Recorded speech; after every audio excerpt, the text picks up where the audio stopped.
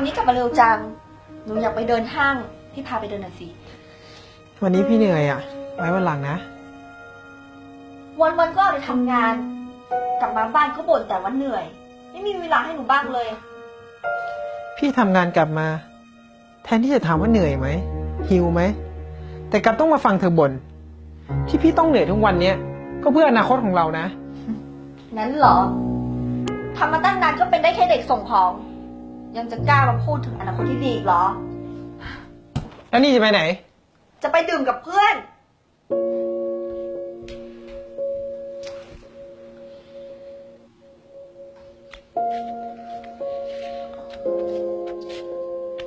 นี่ดื่มหนักมาอีกแล้วใช่ไหม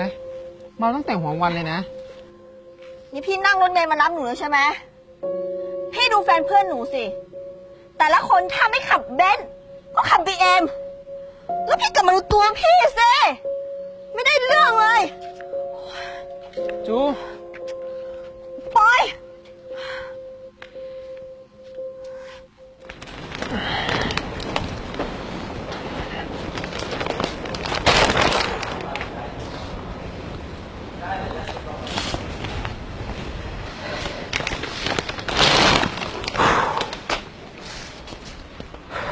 อ้าวเป็นไงบ้างป๊อปเหนื่อยไหมไม่เหนื่อยครับเฮียนี่นายอยู่นี่มากี่ปีแล้วเนี่ย4 ปีแล้วครับ4 ปีแล้วเฮียเห็นนายทั้งเก่งทั้งขยันแบบเนี้ยถ้านายอยู่แต่ที่เนี่ยเฮียว่าอนาคตนายคงไม่ไกล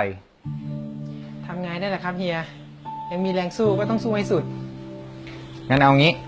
เดี๋ยวเฮียจะแนะนำญาติเฮียให้รู้จักถ้านายไปอยู่ที่นั่นนะเฮียว่าอนาคตนายต้องดีกว่านี้แน่งั้นเดี๋ยวเสร็จงานแล้วไปพบผมที่ออฟฟิศหน่อยนะได้ครับเฮียขอบคุณมากครับโอเคสู้ๆจูพี่ได้งานใหม่แล้วจู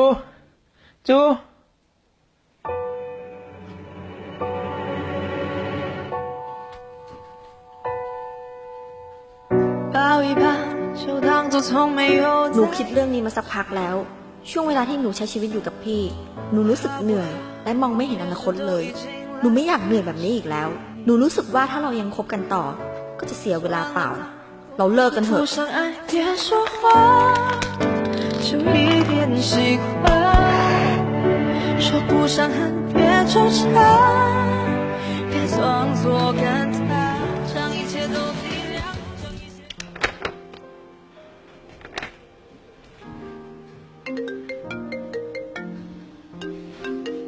ฮัลโหลว่าไงที่รักเลิกงานแล้วเหรอได้จ้ะเดี๋ยวพี่ไปรับนะจ้าพี่ถึงแล้วนะที่รักเดี๋ยวพี่รอที่เดิมนะจ้า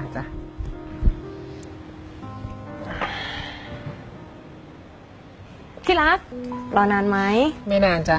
ว่าแต่ทำไมวันนี้เลิกงานเร็วจังอะก็วันนี้วันครบรอบของเราไงหนูก็เลยอยากกลับไปทำของอร่อยๆให้พี่กินพี่ลืมไปเลยแฟนพี่นี่ใส่ใจรายละเอียดจริงๆไปกันเถอะวันนี้กินอะไรดีอะไรก็ได้ไม่เจอกันนานเลยนะพี่คนนี้ใครเหรอคะโอเคงั้นพี่คุยกันไปก่อนนะเดี๋ยวหนูไปรอตรงนู้นเป็นไงบ้างสบายดีไหมก็โอเคอะหนูขอโทษนะที่ทิ้งพี่ไปเมื่อ3 ปีก่อนตอนนั้นที่หนูทำไปก็เพราะว่าหนูยังเด็กและไม่เข้าใจในสิ่งที่พี่ทำเพื่อหนูอ่ะแต่ตอนนี้หนูเข้าใจแล้วเรื่องมันผ่านไปนานแล้วจะไปพูดถึงมันอีกเลยเรากลับมาเป็นเหมือนเดิมได้ไหมหนูสัญญาว่าหนูจะไม่ดื้อเหมือนเดิมอีกกลับดึกทุกวันเป็นแค่เด็กส่งของไม่รู้ว่าจะยุ่งอะไรนักหนาน่ารำคาญจริงๆเลย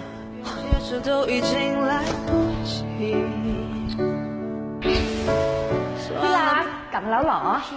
ใหม่ไม้มานั่งพักก่อนนะเดี๋ยวเตรียมน้ำไว้ให้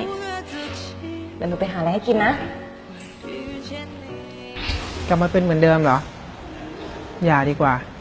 เสียเวลาจูเปล่าอีกอย่างตอนนี้ผมก็มีความสุขมากด้วยขอตัวนะหนูรู้ว่าพี่เกลียดหนูไม่เลย